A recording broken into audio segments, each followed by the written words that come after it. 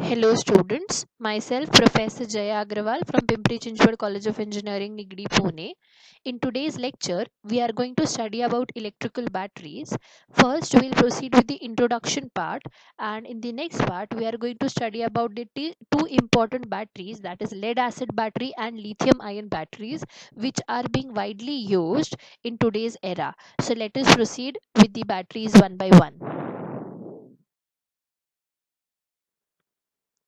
Now, before proceeding about the batteries, first let us understand what do you mean by a battery. A battery is nothing but a electrochemical cell. Now, what is this word electrochemical means? Any device which converts chemical energy into an electrical energy will be called as an electrochemical device. Now, it is written here electrochemical cell. So, how is this cell and battery related? S- uh, a, a single cell has some amount of voltage and some amount of current, and that voltage and current are not sufficient enough to power a device, to provide energy or to provide power to a particular device. So many number of cells are connected in series and parallel, and these combination of series and parallel cells forms a battery. So here the classification of batteries is shown. Batteries are basically classified as electrochemical batteries, physical batteries and biological batteries. We'll concentrate only on electrochemical batteries, which are of three types: primary battery, secondary battery and fuel cell. If we have to distinguish between primary and secondary batteries, the primary batteries are the batteries which cannot be recharged. That means it is one time use types of battery. And secondary batteries are the batteries which can be recharged after they get discharged. So the lithium ion battery and the lead acid battery falls under the classification of secondary battery. Before proceeding with the lithium ion battery and the lead acid battery, first we'll see the basic classification of primary battery and secondary battery. As we have seen in the previous slide that electrochemical cells are classified as primary electrochemical batteries are classified as primary batteries, secondary batteries and fuel cell batteries. So proceeding with the primary and the secondary batteries, the batteries which are basically batteries, as we all know, are made up of cells. So we'll just look at have the classification of primary cell and secondary cell. Primary cell is a cell in which the chemical reaction is not reversible. It is not reversible, it means that it cannot be recharged. And in case of secondary battery, the chemical reaction is reversible. It means as soon as when the battery discharges, we can charge it again. This is the basic difference between primary battery and secondary battery. Primary batteries then have some other characteristics as well, that the internal resistance is high, and there are no fluids present inside it. That is why they are also called as dry cells. The most important or the most prominent example of a primary cell or a primary battery, we can say, is a pencil cell or the cell that we use in watches. And secondary cell, if we say, in secondary cell we have a fluid or a liquid inside it, which is also called as an electrolyte. And the most prominent example of secondary batteries are lead acid batteries and lithium ion batteries, nickel cadmium batteries, which are used in electric vehicles, in inverters and all. So now let us start with the first secondary battery, that is lead acid battery. Lead acid battery consists of three important components. First is the electrolytic solution, which is a dilute sulfuric acid. And the second important component is the anode, which is made up of lead peroxide. And the third important component is the negative plate, that is the cathode, which is made up of sponge lead. The working of a lead acid battery is divided into two parts. The first part will be the discharging and the second will be the charging. Discharging of a battery is when it delivers electrical energy to the external load. That means when its chemical energy gets converted into electrical energy. And the second is the charging of the lead acid battery, wherein the electrical energy is supplied from outside and the electrical energy get converted into chemical energy. Before proceeding with the working of a lead acid battery, first we'll have a quick look at the construction of the lead acid battery. The important part of a lead acid battery is a container which is made up of glass in which the electrolytic solution, that is the sulfuric acid, and the electrodes are placed. The container is generally made up of glass or linen wood. And the next important material is the active material. Active material are the material which takes place in the actual chemical reaction, which helps in absorption or evolution of electrical energy. So active material consists of the anode, which is made up of PbO2, that is lead peroxide, cathode, that is made up of sponge lead, and the electrolytic solution, which is dilute sulfuric acid. The dilute sulfuric acid is 31% of the sulfuric acid. The next part of the construction of the lead acid battery are bottom blocks. These are placed in the bottom so that to avoid the condition of short circuit due to the active material which falls from the electrode, that is the anode and the cathode. The next is separators. Basically, separators are made up of non-conducting materials like rubber. They are placed between the anode and the cathode to provide isolation between them to again avoid the condition of short circuit. Then the next part is the plate connectors. Basically, the positive and the negative plates are assembled alternatively, and to connect all the positive plates together, a connector is used, and a separate connector is used to connect all the negative plates together. So these connectors are nothing but called as the plate connectors. And the last is a vent plug, which is made up of rubber, and it is screwed or it is attached to the cover of the cell. Its function is to allow the escape of gases that are as a outproduct of the chemical reactions, and also to prevent the escape of the electrolytic solution out of the battery. So until now we have seen the construction part. The most important parts of our lead acid battery is the electrolytic solution and the electrodes. Now we'll continue with the working of the lead acid battery. Now, let us proceed with the working of the lead acid battery. The working of the lead acid battery is explained in two modes of operation. One is discharging of the lead acid battery. That means when the battery is delivering electrical energy to the electrical load, and that means the chemical energy is getting converted into electrical energy.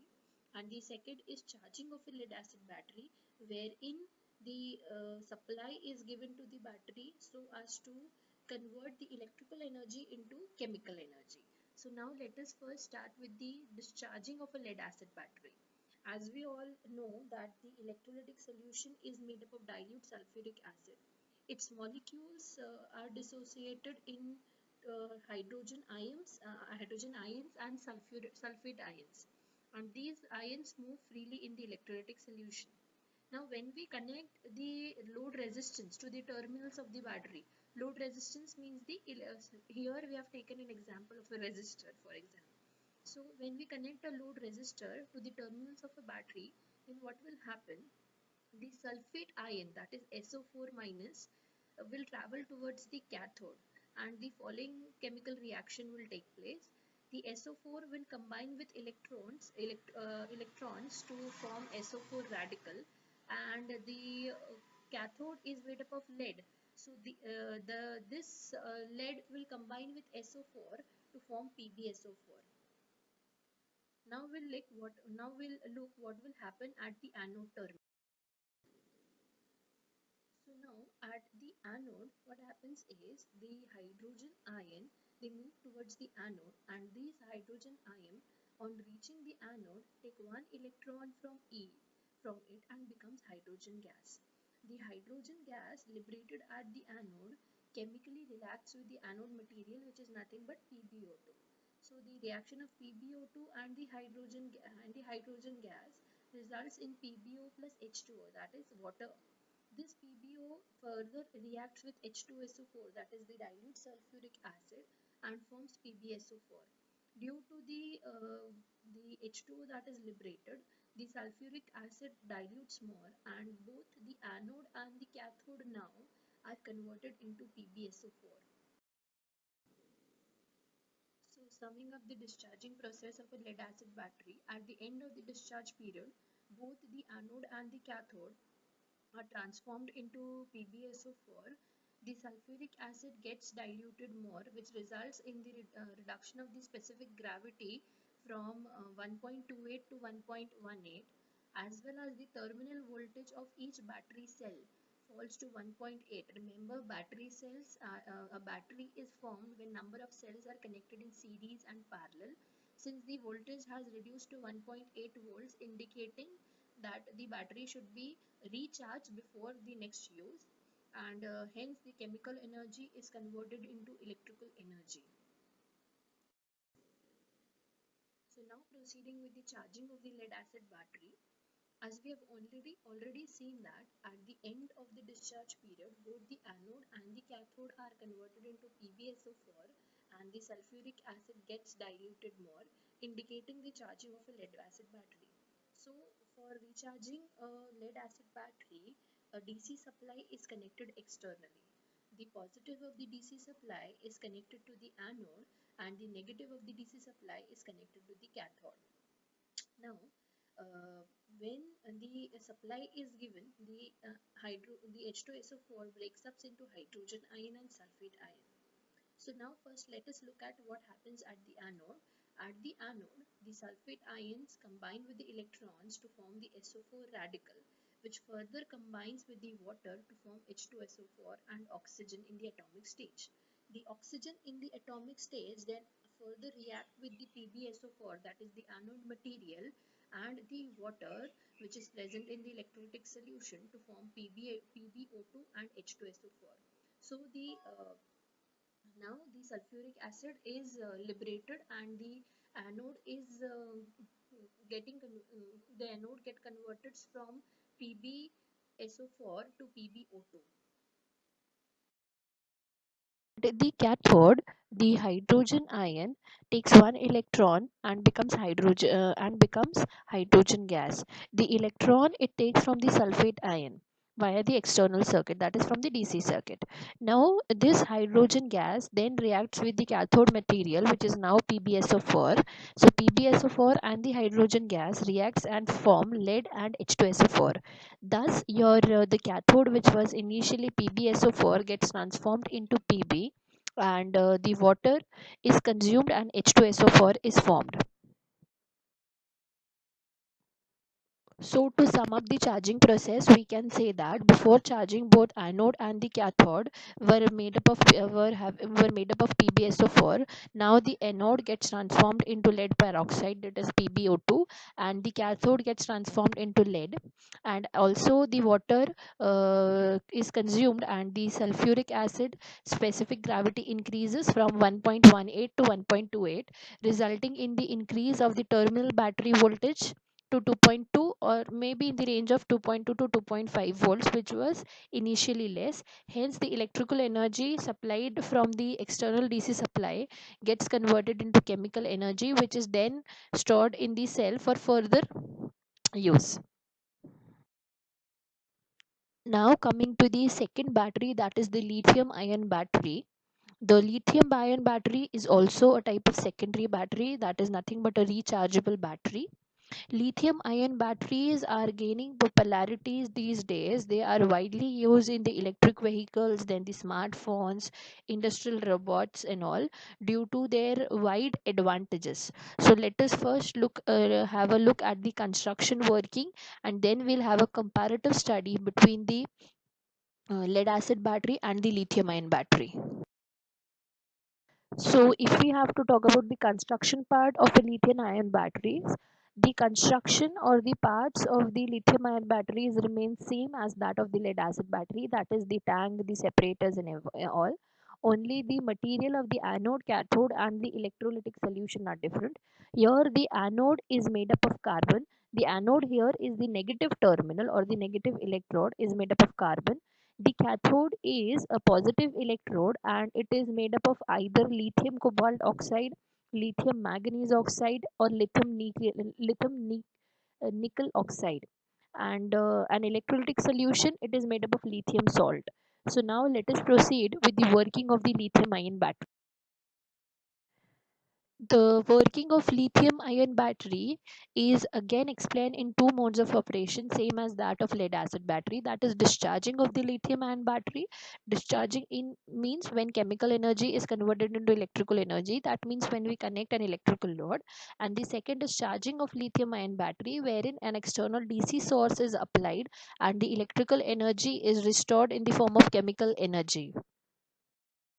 Now, first, let us look at the discharging of lithium ion battery. Discharging means when an electrical load is connected to the battery.